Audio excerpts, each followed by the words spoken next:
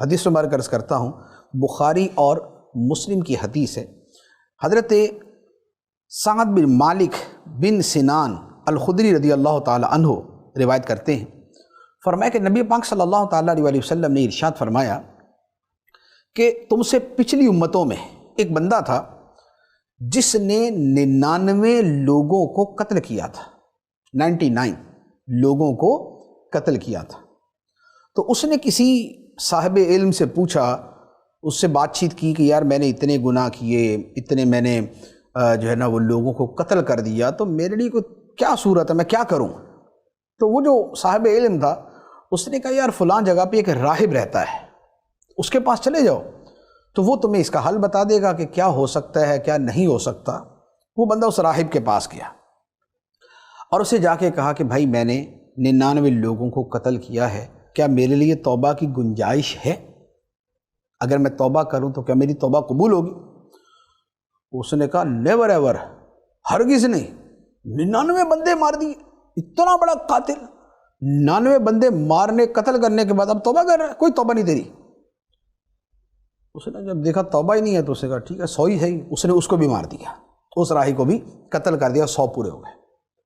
اب 100 پورے ہو گئے، اب پھر اس کے دل میں دوبارہ خیال آیا کہ یار نکلا تو تھا میں اس لیے کہ بھئی کوئی راستہ گنجائش ہو تو میں اس پہ عمل کروں، اور میں نے ایک اور غلطی کر دی، ایک اور بندہ مار دیا۔ وہ پھر دوبارہ کسی کے پاس گیا کہ یار کو مجھے طریقہ بتاؤ کہ میرے لیے کوئی راستہ کیا بن سکتا ہے۔ تو اس نے کہا اچھا فلاں جگہ پہ ایک عالم ہے، اس عالم کے پاس جا کے مسئلہ پوچھو، وہ تمہیں راستہ بتائیں گے۔ وہ عالم کے پاس آیا، عالم کے پاس اس نے آ کے کہا کہ میں نے 100 بندے قتل کیے، تو کیا میرے لیے کوئی توبہ کی گنجائش ہے؟ تو وہ جو عالم تھا، کیونکہ راہب جاہل تھا اور جاہل خدا کے حکام کو نہیں جانتا، اس کی رحمت کی وسعت کو نہیں جانتا، اور عالم جو ہے اس نے دین پڑھا ہوتا ہے، عقیدہ جانتا ہے، تو اسے پتہ کہ رب کی رحمت کتنی وسیع ہے۔ تو عالم نے کہا کہ نام، ہاں تمہاری توبہ ہے، وَمَن يَحُولُ بَيْنَهُ وَبَيْنَ التَّوْبَةِ، بندے اور توبہ کے درمیان کیا شے حائل ہو سکتی ہے، کیا رکاوٹ ہو سکتی ہے؟ بندے اور توبہ کے درمیان کوئی رکاوٹ نہیں ہے۔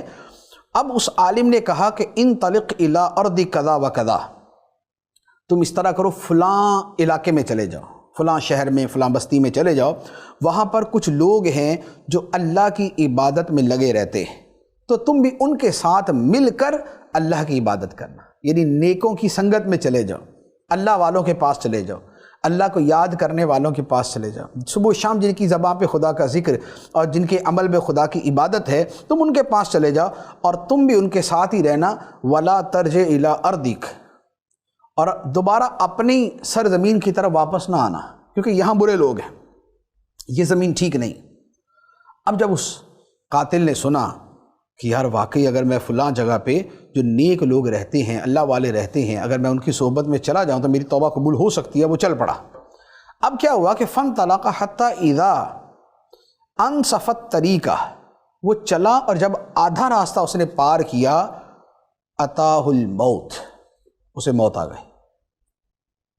جہاں سے چلا وہاں سے لے کے ان اللہ والوں کی بستی کے درمیان میں جا کے اس کو موت آ گئی۔ اب موت آئی تو ہوا کیا کہ رحمت کے فرشتے بھی آ گئے، عذاب کے فرشتے بھی آ گئے۔ عذاب کے فرشتے اس کی روح قبض کرنے آئے کہ اس بندے نے تو آج تک نیک کام ہی نہیں کیا، یہ 100 بندوں کا قاتل ہے، تو یہ تو عذاب کا مستحق ہے، تو اس کی روح ہم لے کے جائیں گے۔ رحمت کے جو فرشتے تھے انہوں نے کہا کہ بھائی یہ تو توبہ کر کے چلا تھا اور اللہ والوں کی طرف چلا تھا، تو لہذا ہم اس کی روح لے کے جائیں گے۔ اب کیا ہوا کہ اس میں رحمت کے فرشتے اور عذاب کے فرشتوں کا آپس کے اندر جھگڑا ہو گیا۔ اب دونوں کا آپس کے اندر جھگڑا ہوا تو اب کیا ہوا کہ اب وہ دونوں نے آپس میں جو بات کی، تو اب کیا ہوا کہ اللہ تعالیٰ نے ایک فرشتہ آدمی کی صورت میں ان کے پاس بھیجا، فرشتوں کے پاس ایک اور فرشتہ آدمی کی صورت میں بھیجا، تو وہ جب آیا تو فرشتوں نے اس کو اپنا حکم بنا لیا، اپنا یعنی فیصلہ کرنے والا بنا لیا کہ بھائی سب آپ فیصلہ کریں، آپ نیک آدمی رکھتے ہیں، آپ فیصلہ کریں کہ اسے عذاب کے فرشتے لے کے جائیں یا اسے رحمت کے فرشتے لے کے جائیں۔ تو اس نے کہا قیسوا ما بین الارضین، کہ تم اس طرح کرو، اس کی پیمائش کرو، جہاں سے آیا اس زمین سے لے کے یہاں تک، اور جدھر جا رہا تھا یہاں سے لے کر وہاں تک، جس زمین کے یہ قریب ہوگا ادھر والے فرشتے سے لے جائیں۔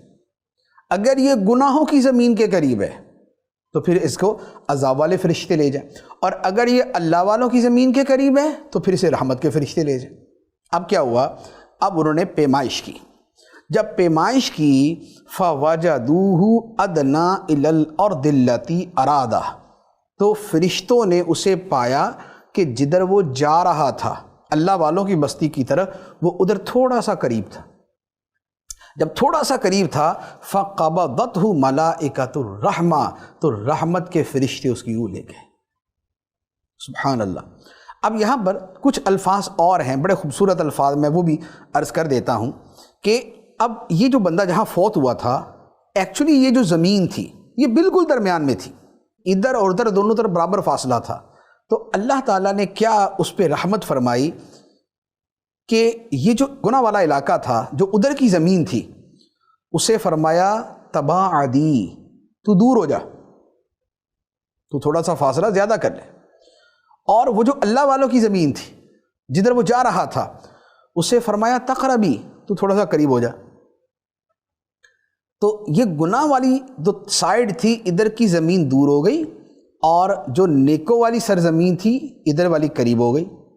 اب جب فرشتوں نے جب پیمائش کی تو وہ جو اللہ والوں کی طرف والی زمین تھی وہ صرف ایک بالشت برابر قریب تھی، صرف ایک بالشت۔